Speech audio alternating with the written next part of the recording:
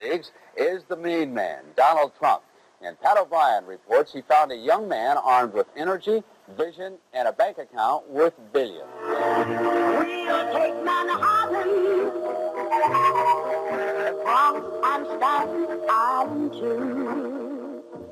Donald Trump is not actually taking Manhattan, but he's making a pretty good stab at buying much of it. He is worth more than $1.5 billion. Remarkable accomplishments for somebody who's only run the family business for roughly 4 years. Everything that we touched in this city has, in fact, really worked out, and outside of the city has really worked out, and against big odds.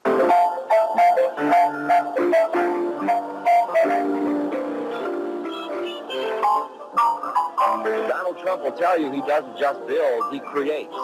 Fifth Avenue's most prestigious address these days is Trump Tower, a creation which holds a shopping area where if you have to ask the prices, you don't belong there. And apartments that begin at $1 million for a one-bedroom and up to $12.5 million for the larger models. Residents include Johnny Carson, Steven Spielberg, and Sophia Loren. This is a 40-story cooperative apartment house that we're building next to Bloomingdale's, right up from Bloomingdale's. Up the street, other celebrities are buying at Trump Plaza. There's the Grand Hyatt Hotel.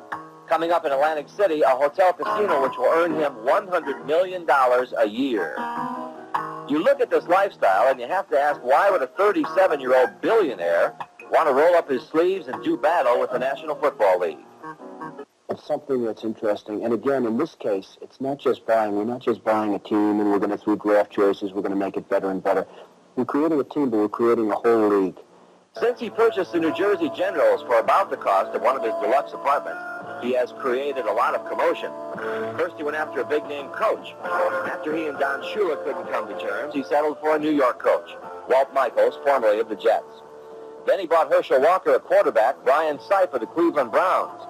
And then there's the Lawrence Taylor situation. He signed a contract with Trump's Generals, but he's still under contract with the Giants. If Lawrence Taylor decides to sign a contract with the USFL, even if it's in 1987 or 1988, which is 3 or 4 years, that is tremendous credibility for the USFL, and the NFL knows it. Are you at war with the NFL? Well, I don't know. We're not at peace with the NFL, I guess, but I don't know if you can classify it as a war. We're in competition for their players. They've done a good job over the years. They've done a great job in some cases over the years, and we're certainly looking to compete with the NFL. And the answer is we are in a form of war right now with the NFL. There's no question about it. Before the USFL tossed its first coin, there was a lot of talk about warfare, whether the new league would go after underclassmen. At the time, Chet Simmons, the commissioner of the USFL, said no, they weren't going to go out and spend lavishly.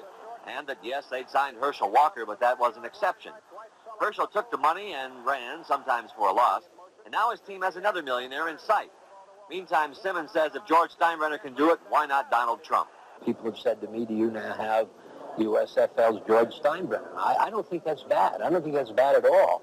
As long as the man is able to deliver on promises they make. If you don't make promises, then people aren't going to expect anything. Don came out and said he was going to build a competitive winning team in this city, and I think he's demonstrated that. One wonders why bother?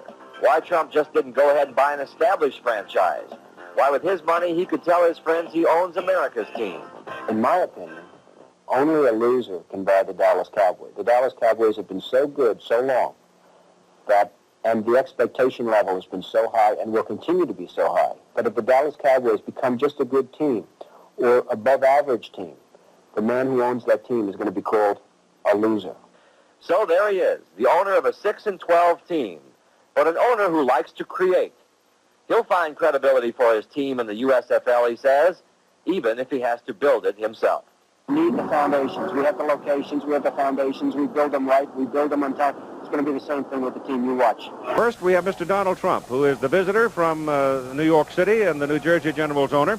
Sitting with us, Mr. Marvin Warner, who is a native son of this great state and has got to be very happy with the big crowd we've got today. First, as the visitor, Donald, let's welcome you to the community of the USFL, and your intense interest in merchandising, I think, has been striking from the very beginning. Well, thank you very much, Keith. It's great. I think they have 65,000 people, I just heard, Marvin, so I congratulate you. It's been really fabulous. We're very happy. I think the general way that you have been presented in the media is money. You have absolutely declared that you're going to compete. You've competitive to this point, but you've got one more crop to harvest, perhaps, following the NFL draft. Is that the next phase that we see where the USFL owners are making their move for better people? I think it could very well be, Keith, but the quality of the league, you see it just in the play today. It's an exciting game. The people are going wild. The quality of the league has made it exciting. The quality of the players has brought 65,000 people out to watch a game in Birmingham, Alabama. I suspect that Bear Bryant might be looking down on the stadium right now. Last year, it appeared that the USFL had a good plan A. They came out of the block strong. Big start. No plan B. Plan B looks like it's in place this year. Well, I think last year, I disagree with the way it was handled last year, frankly. You know that. I've been very open. You really have to go out. You have to get the stars. Last year, it started off reasonably strong. This year, it's going to stay strong. You're going to see a very big week next week. You're going to see a huge week the following week. It's going to stay strong. It's going to stay strong for a long time. The man is optimistic. He is also successful, so he does what he believes. Nice to see you. Thank you. Thank you, Keith. I am your voice.